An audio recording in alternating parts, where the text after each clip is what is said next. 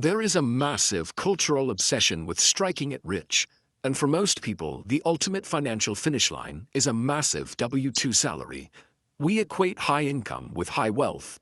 A paycheck is actually a highly inefficient input for wealth. Before you even see the money, up to half of it is instantly drained by income taxes.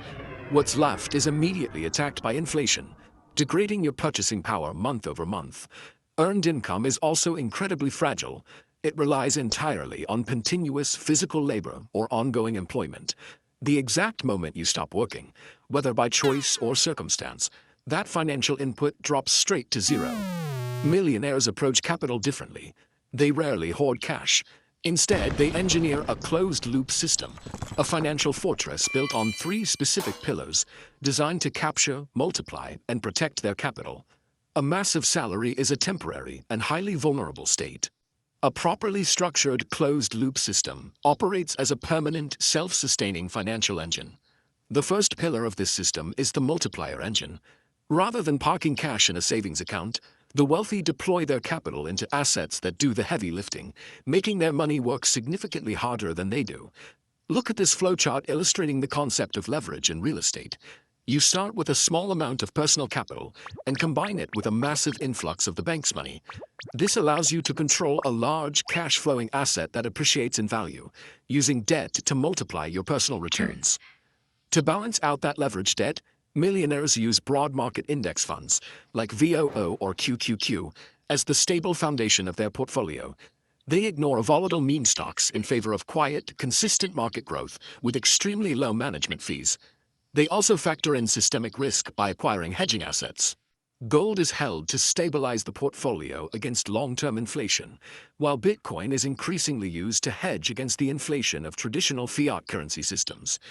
To insulate themselves from single-point failures, they engineer extreme redundancy.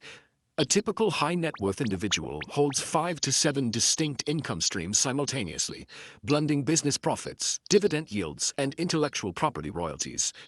By stacking leverage, market stability, and extreme redundancy, the multiplier engine ensures that even if one specific asset class takes a heavy loss, the overall financial system never crashes. Generating all that capital is useless if the system leaks. The second pillar is tax optimization. Millionaires run every single financial decision through a strict tax lens to legally prevent the government from draining their engine. It starts with entity structuring. Many profitable small businesses are structured as S-corporations. This allows the owner to pay themselves a reasonable baseline salary and then pull the rest of the business profits out as shareholder distributions. That simple structural choice legally bypasses the heavy 15.3% self-employment tax on those distributions.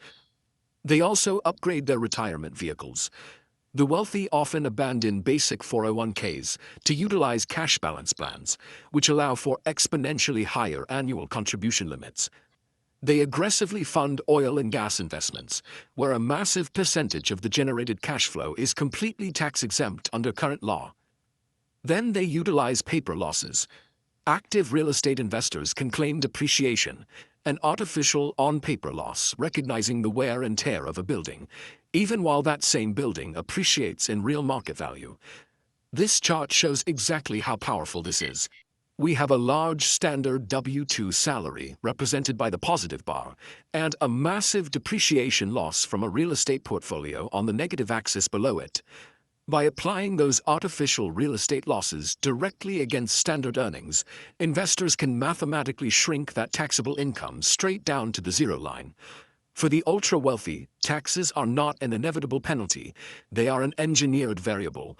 By structuring assets properly, you can reduce your tax liability to zero, effectively letting your assets pay you to own them.